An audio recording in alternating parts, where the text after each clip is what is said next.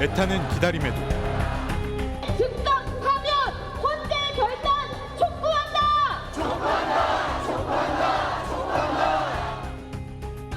재판관을 향한 협박에도 발바송을 하겠습니다. 문영배를 밟아!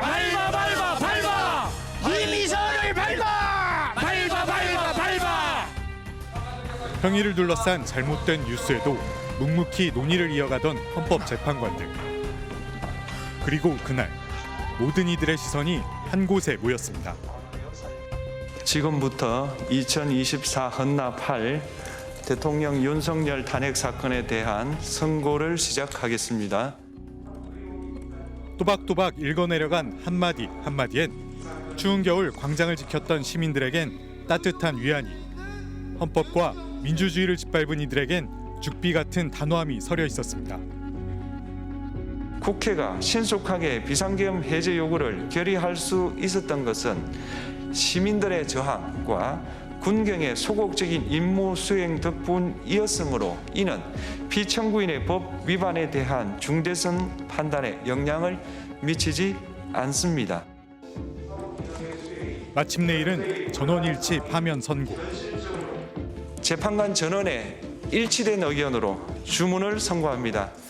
주문, 피청구인 대통령 윤석열을 파면한다. 동료를 향한 작은 토닥임엔 4개월의 시간이 담겨 있는 듯했습니다. 그리고 2주 뒤 역사에 남을 심판을 맡은 8명의 재판관 중 2명이 평범한 시민으로 돌아왔습니다. 이제 헌법재판소를 떠나면서 제가 헌법재판소의 구성원이었음을 여러분이 부끄러워하지 않도록 하겠다는 것을 약속드립니다. 저는 이제 시민의 한 사람으로 돌아가서 제 나름의 방식으로 헌법재판소를 응원하겠습니다. 감사합니다. 다시는 있어서는 안 될 혼란의 소용돌이 속에서 한때 의심의 눈초리도 있었지만 헌법재판소는 민주주의의 최후의 보루라는 역사적 소임에 충실했습니다. 친이 쿠데타를 일으킨 대통령에 대한 파면, 그 결정은 어떻게 내려졌을까? 문영배 전 헌법재판관의 목소리로 직접 들어보겠습니다. 퇴임을 하루 앞둔 지난 17일, 문영배 재판관이 오랜만에 재판정 밖으로 외출을 했습니다. 예비 법률가를 위한 비공개 강연. 그는 먼저 끊임없이 배우고 성찰해 독단과 편견에 빠지지 않도록 주의해야 한다고 당부했습니다. 저 자신을 포함해서 판사를 오래 하면 저는 당연히 너를 심판할 권한이 있다. 그리고 나는 굉장히 똑똑하다 이렇게 생각을 해요. 근데 판사도 보통 사람과 똑같은 편견에 사로잡혀 있거든요. 그걸 깨닫는 게 중요해요. 윤석열 전 대통령 탄핵 심판에 대해서도 처음으로 말문을 열었습니다. 가장 첨예하게 의견이 갈렸던 부분에 있어서 재판관님께서 소통을 통해서 의견 합치를 좀 이끌어내신 부분이 있는지 궁금합니다. 예, 앞에 질문은 제가 답변하는 게 제한이 있으니까 이렇게만 말할게요. 만장일치를 이루어내기 위해서 많은 노력을 했다. 결국 무엇이 민주주의인가라는 질문에 대한 답을 찾는 과정이었다고 했습니다. 기준은 관용과 자제였습니다. 탄핵소추 권한은 야당의 권한이다, 국회의 권한이다, 문제없다 이렇게 말씀하시는데 그럼 우린 질문합니다. 비상계엄은 대통령 권한 아닙니까? 거기서 답을 찾을 수는 없다. 그러니까 관용과 자제를 뛰어넘었냐, 뛰어넘지 않았느냐. 현재까지는 탄핵소추는 그걸 넘지 않았고 비상계엄은 넘었다. 그게 우리 판단이에요. 그걸 이야기한 겁니다. 관용과 자제. 정치의 문제는 정치로 풀어라. 이걸 처음부터 끝까지 이야기한 거예요. 결론에 이르기까지 오랜 시간이 걸린 이유에 대해서도 설명했습니다. 이 사건은 만장일치를 위해서 토론하면 제 개인적으로는 결론은 현재 이른다. 이게 저희 처음 생각이었어요. 다만 어떤 걸 받아들이는 데는 사람마다 시간의 차이가 있다. 그렇다면은 급한 사람이 늦은 사람을 기다려야지 늦은 사람이 급한 사람을 어떻게 기다리냐. 저는 그렇게 대답하고 싶습니다. 그러면서 정치의 실종과 극단적 대립에 대한 고민도 고스란히 선고문에 담으리했습니다. 야당이 여당이 되고 여당이 야당이 될 텐데 우리가 생각하는 통합은 뭐냐면 야당에게 적용되는 권리가 여당에게도 적용돼야 되고 여당에게 인정돼야 되는 절제가 야당에게도 인정돼야 그게 통합이지 나에게 적용되는 원칙과 너에게 적용되는 원칙이 다르면 그게 어떻게 통합이 되겠어요? 그 통합을 우리가 좀 호소해보자. 그게 탄핵 선고문의 전부입니다. 그렇기 때문에 시간이 많이 걸렸고요. 헌법재판관을 향한 인신 공격과 집 앞까지 찾아온 조롱과 욕설까지 감당해야 했던 시간.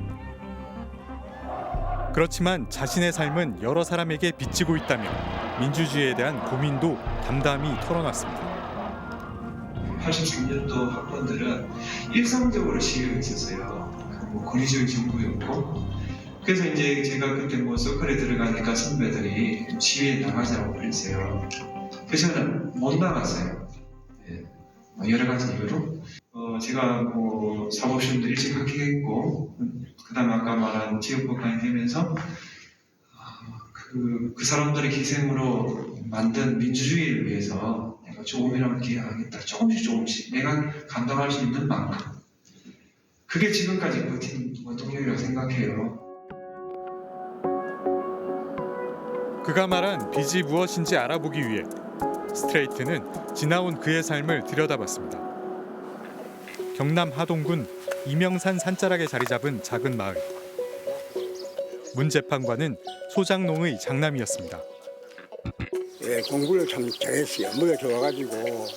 근데 공부를 잘했는데 이제 형편상 어려워가지고. 45년 전 중학교 졸업사진. 소년이 입은 교복엔 문영배가 아닌 다른 이름이 적혀 있습니다. 낡은 교복과 교과서일 망정 물려받을 친척이 있어 중학교를 졸업할 수 있었고 성한 옷 한 벌 입어본 적 없던 결핍의 기억. 그는 돈과 출세로 결핍을 채우기보다 타인의 결핍에 공감하고 위로하는 길을 바라봤습니다. 아버지가 이렇게 지주로부터 당하는 그런 어려움을 갖다가 느끼면서 약자의 편에 서가지고 계속 살아야 되겠다 하는 그런 부분들이 법관의 길을 가는. 서울대 법대 재학 중 사법고시 합격. 개천에서 용이 났다고 하던 시대에 이른바 법조 엘리트 코스를 밟을 수도 있었지만 판사 경력 전부를 지역법관, 소위 향판으로 남았습니다. 재판관이 되시기 전까지 끝까지 부산 창원에만 계셨죠. 법관이 승진이라든가 자리를 탐내게 되면 서울에 가야 되거든요. 서울 재판연구원이나 법원행정처 등의 요직, 소위 말하는 요직에 근무해야 되는데 그러면 소신 있는 재판이 방해가 된다는 말씀하신 걸 들었습니다. 20년 전 창원지방법원을 출입하면서 판사 문영배를 알게 된 김원주 전 기자. 저에 관해서 가장 많은 글을 쓴 그리고 저보다 더 제 자신을 더 많이 기억하고 있는 김원주 선생. 고위공직자의 부정부패 재판에서 예외 없이 철퇴를 내리는 모습은 신선한 충격이었습니다. 3.15 의거 그다음에 거기에 참여했다가 이제 목숨을 잃은 김주열 열사 이런 민주성지 전통을 이어나가려는 이제 마산에서 선거 부정이 다시 일어났다는 건 참으로 이제 그 가슴 아픈 일이다 이렇게 말씀을 하셨어요. 그게 저는 그 판결문에서도 그렇고 법정에서도 그렇고 이런 말들을 들어본 적이 없었습니다. 뇌물을 받은 군수를 구속하면서는 청렴은 목민관의 근본 의무로 온갖 착함의 근원이며 모든 덕행의 뿌리라는 목민심서의 글귀를 인용해 꾸짖기도 했습니다. 부패의 결과로 어떤 피해가 벌어졌을 때는 뭐 시면 시, 군이면 군, 아니면 나라면 나라 이런 식의 전체 구성원한테 이제 그 피해가 돌아간다. 그러니까 이런 거는 이런 면에서 좀 차별을 지어야 된다. 뭐 이런 말씀을 하셨는데. 반면 딱한 사정이 있는 이들에게는 달랐습니다. 카드비 때문에 삶을 포기하려고 묵고 있던 여관에 불을 질러 구속된 피고인에게 법정에서 자살을 10번 외쳐보라고 한 재판장이 바로 문영배 판사였습니다. 그럼 어떻게 되냐면 살자 이렇게 되거든요. 그러면서 책을 줬고 책이 아마 살아있는 동안 해야 될 49가지인가 그 책입니다. 그래요.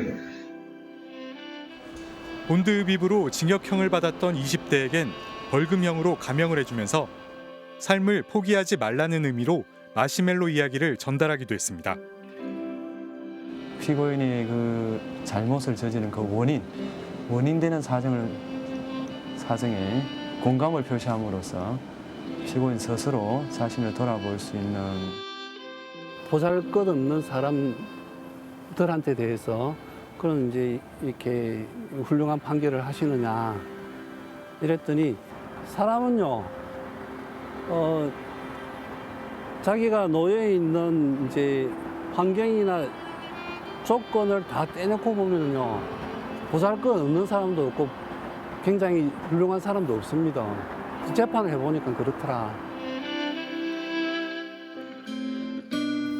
민주주의에 기여하겠다.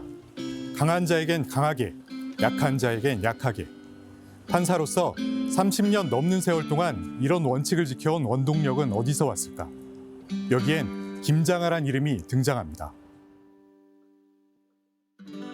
예, 저는 사실 김장하 선생이 안 계셨더라면 저는 판사가 못 됐을 거라고 생각합니다. 그래서 제가 살아가는 거는 그분 말씀을 실천하는 거, 그걸 유일한 잣대로 저는 살아왔습니다. 네.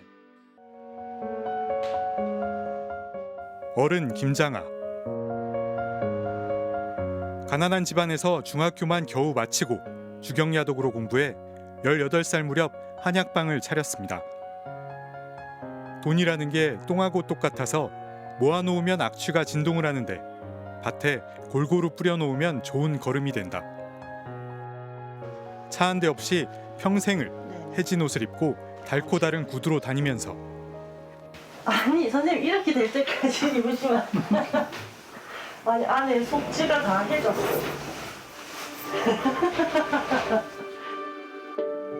벌어들인 돈은 아낌없이 사회의 양분으로 내놨습니다.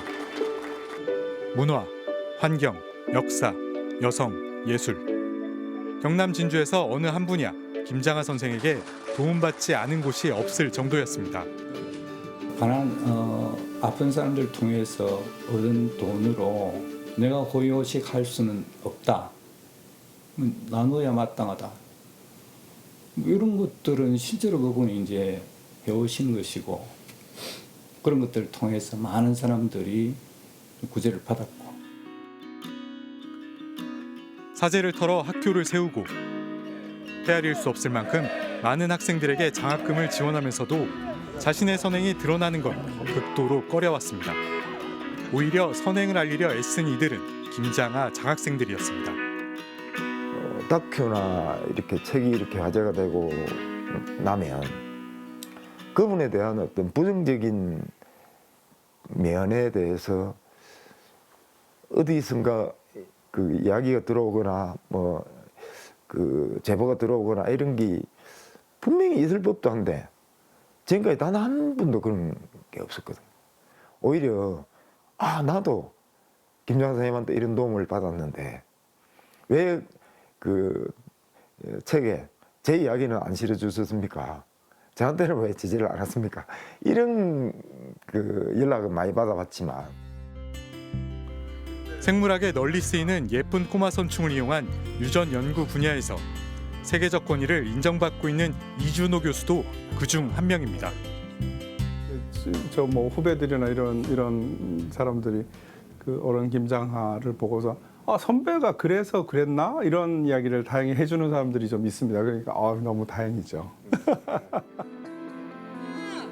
이 교수는 윤 전 대통령 탄핵 국면에서 서울대 교수들의 시국 선언을 주도하기도 했습니다.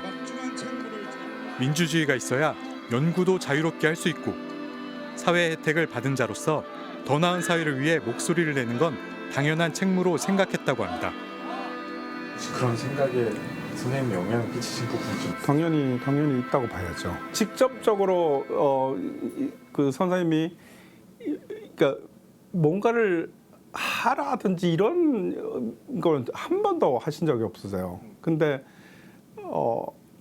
왠지 모르게 지지받고 있다는 느낌은 있는 것 같아요. 제가 뭘 해도 왜냐면 모임이 있으면 그분은 이처럼 김장하 선생이 학생들에게 원한 건 거창한 게 아니었기에 오히려 특별했습니다.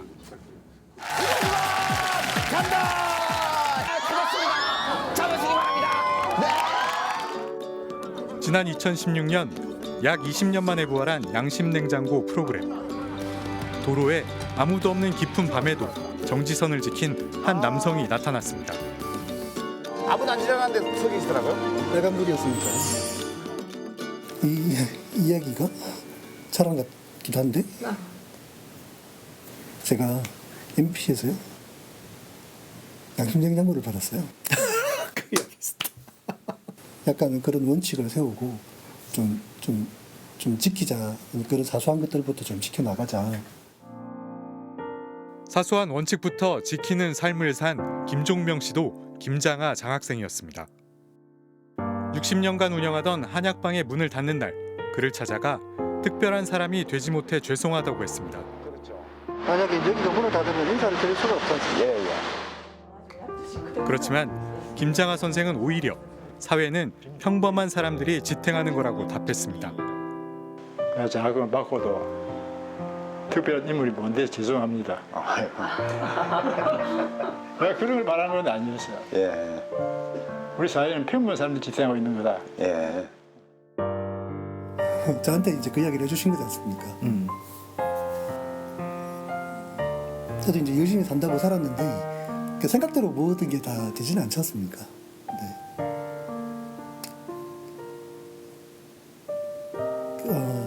그랬는데 이제 그런 이야기를 또 해주시니까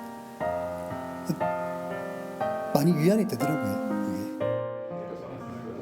역시 김장하 선생의 지원 덕에 학업을 마칠 수 있었던 문 전 재판관. 제가 김장하 선생님이 뭐 하는데 제가 끼고 싶지가 않아요. 그분은 그분 자체로 훌륭한 분이지 제가 그분을 칭찬했기 때문에 훌륭한 분이 아니에요. 그걸 자꾸 착각하시는데 저 평관이 고맙다고 하고 그분이 훌륭해지고 뭐 그런 관계가 아니다. 선생은 사법고시에 합격한 법대생 문영배에게 갚아야 할 게 있다면 자신이 아니라 사회에 갚으면 된다고 말했습니다.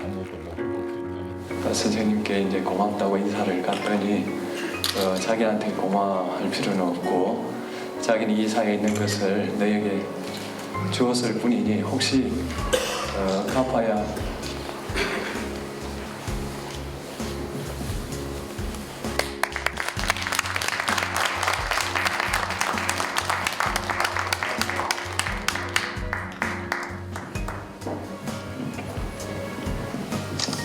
갚아야 된다고 생각하면 이 사회에 갚아라. 제가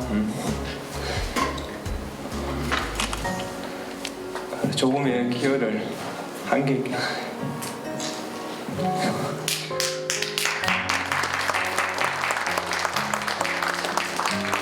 있다면 그 말씀을 잊지 않았기 때문이라고 생각합니다. 20대 젊은 판사는 평균인의 삶을 벗어나지 말자고 다짐했습니다. 헌법재판관들 그러니까 그 기본 평균 재산이 제가 보니까 한 20억쯤 되는 것 같습니다. 근데 지금 후보자 재산을 보니까 6억 7,545만 원이에요. 제가 결혼할 때 다짐한 게 있습니다. 평균인의 삶에서 벗어나지 않아야 되겠다 생각했습니다. 최근 통계를 봤는데 그 평균 재산이 가구당 한 3억 남짓 되는 걸로 알고 있습니다. 제 재산은 한 4억 조금 못 되는데요. 평균 재산을 좀 넘어선 것 같아서 제가 좀 반성하고 있습니다. 여야 갈등이 극심한 상황에서 문재인 전 대통령이 지명한 후보자였지만 문영배 재판관 임명에는 이례적으로 잡음이 없었습니다. 상대적으로 재산도 너무 적고 뭐 특별히 뭘 검증 과정에서 짚어봐야 할 만한 그 포인트들이 별로 발견되지가 않아서 그 전에 그렇게 이제 시비를 붙으려고 했던 사람들조차도 별다른 시비거리를 남기지 않는 아주 좋은 공직 생활을 했다고 생각합니다. 법관이 평균인의 삶을 벗어나지 않는 시야를 가져야 한다는 한 법률가의 기준은 평범한 사람이 사회를 지탱한다는 김장하 선생의 생각과 닮았습니다. 평균인의 삶을 벗어나지 않겠다는 제 생각은 법의 정신에 보면 그렇게 나와요. 피고와 같은 계급의 재판관을 정해야 된다. 그런 구절이 나와요. 다시 말하면 재판을 받는 사람은 다 이런 세계에 사는데 재판관은 이런 세계에 산다고 할 때 그 재판에 무슨 설득력이 있겠어요? 지금 우리가 이토록 어른에 반색하는 것, 특별한 누군가가 아닌 평범한 우리가 켜켜이 쌓아올린 삶의 가치가 대수롭지 않게 외면받아왔기 때문일 겁니다.